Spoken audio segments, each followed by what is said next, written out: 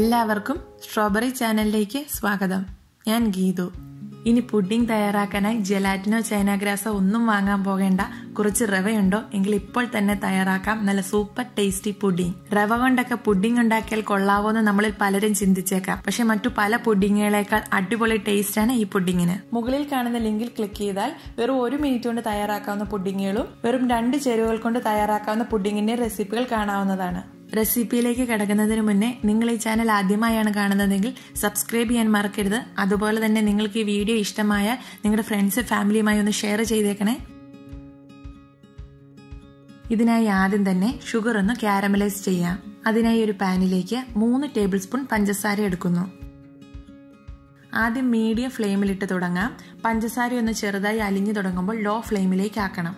പുഡിങ്ങിന് നല്ലൊരു ലുക്കും ഈ കാരമലിന്റെ ഒരു ടേസ്റ്റും കിട്ടുന്നതിനാണ് നമ്മളിങ്ങനെ പഞ്ചസാര കരിച്ചു ചേർക്കുന്നത്. നിങ്ങൾക്ക് അഥവാ ഈ കാരമലിന്റെ ടേസ്റ്റ് ഇഷ്ടമല്ലെങ്കിൽ ഈ സ്റ്റെപ്പ് പൂർണ്ണമായി ഒഴിവാക്കാവുന്നതാണ്. കാരമൽ ചെയ്യണമെന്ന് യാതൊരു നിർബന്ധവുമില്ല. അല്ലെങ്കിൽ കൂടി ഈ പുഡിങ്ങിന് നല്ല ടേസ്റ്റാണ്. പഞ്ചസാര ഒരു 1/4 ഭാഗവും ഉരുകിയതിനു ശേഷം ഇളക്കി തുടങ്ങാം. ഇത് ഒത്തിരി ഡാർക്ക് കളർ ആവാൻ വേണ്ടി വെയിറ്റ് ചെയ്യരുത്, കാരണം ഇതിന്റെ കയ്പ് വരും. ഇതുപോലെ ഒരു ചെറിയ ഗോൾഡൻ കളർ ആകുമ്പോഴേക്കും ഫ്ലെയിം ഓഫ് ചെയ്യാം. ഇതിനി ഒട്ടും താമസിക്കാതെ തന്നെ പുഡിംഗ് സെറ്റ് ചെയ്യാൻ ഉദ്ദേശിക്കുന്ന പാത്രത്തിലേക്ക് ഒഴിച്ചു കൊടുക്കാം. ഈ ബൗൾ ഒന്ന് ചുറ്റിച്ച് എല്ലാ വശങ്ങളിലും ആകുന്ന രീതിയിലൊന്ന് സ്പ്രെഡ് ചെയ്തെടുക്കാം. ഞാനിപ്പോൾ ബൗളിന് ചുറ്റും കാരമൽ എത്തിച്ചിട്ടുണ്ട്. ഇങ്ങനെ വേണമെന്ന് നിർബന്ധമില്ല, അടിഭാഗത്ത് മാത്രം സ്പ്രെഡ് ചെയ്താലും മതിയാവും. അഥവാ ഇത് ചെയ്യുമ്പോൾ പെട്ടെന്ന് കട്ടിയായി പോയിട്ടുണ്ടെങ്കിൽ ഒരു 5-10 സെക്കൻഡ് ഒന്ന് മൈക്രോവേവ് ചെയ്താൽ ഇത് ലൂസായി കിട്ടുന്നതായിരിക്കും.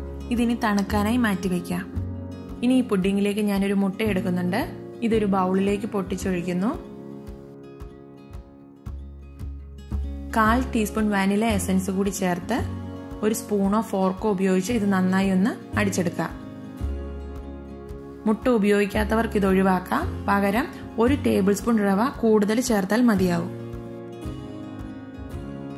ഇനി ഒരു സോസ് പാനിലേക്ക് 1 കപ്പ് പാലെടുക്കുന്നു. ഇതിലേക്ക് 3 ടേബിൾ സ്പൂൺ പഞ്ചസാരയും 1.5 ടേബിൾ സ്പൂൺ റവ പൊടിച്ചതും ചേർത്ത് നന്നായി ഒന്ന് ഇളക്കി യോജിപ്പിക്കണം. പുഡിങ്ങിലേക്ക് വേണ്ട എല്ലാ സാധനങ്ങളും മിക്സ് ചെയ്തതിന് ശേഷം മാത്രമാണ് ഫ്ലെയിം ഓൺ ആക്കേണ്ടത്. റവ പൊടിച്ചോ പൊടിക്കാതെയോ എടുക്കാവുന്നതാണ്. ഇനി ഇതിലേക്ക് അടിച്ചു വെച്ചിരുന്ന മുട്ട കൂടി ചേർത്ത് ഒന്നുകൂടെ മിക്സ് ചെയ്തെടുക്കാം. ഇപ്പൊ ഇതുപോലെ ഈ സ്പൂൺ ഉപയോഗിച്ച് മിക്സ് ചെയ്യുമ്പോൾ കുറച്ച് സമയമെടുക്കും. ഇത് വളരെ പെട്ടെന്ന് മിക്സ് ചെയ്യണമെങ്കിൽ മിക്സിയുടെ വലിയ ജാറിലേക്ക് ഇവയെല്ലാം കൂടി ഇട്ട് 10 സെക്കൻഡ് ഒന്ന് അടിച്ചെടുത്താൽ മതിയാവും.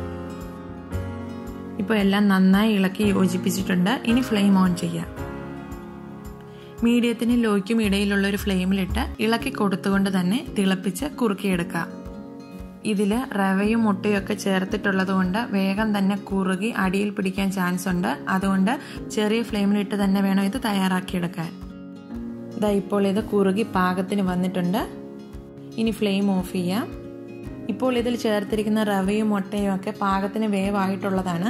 അതുകൊണ്ട് ഈ മിക്സ് ഇതുപോലെ തന്നെ തണുത്തതിന് ശേഷം നമുക്ക് വേണമെങ്കിൽ സെർവ് ചെയ്യാം. പക്ഷേ ഈ പുഡിങ് സെറ്റ് ആവുമ്പോൾ കട്ടിയായി കിട്ടാൻ വേണ്ടി ഞാൻ ഇതൊന്ന് സ്റ്റീം ചെയ്തുകൂടി എടുക്കുന്നുണ്ട്.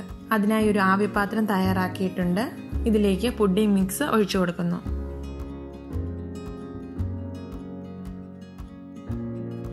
ഇനി ഇതിൽ ആവിവെള്ളം വീഴാതെ ഒന്ന് അടച്ചു വെച്ച് ഒരു 15 തൊട്ട് 20 മിനിറ്റ് വരെ സ്റ്റീം ചെയ്തെടുക്കാം.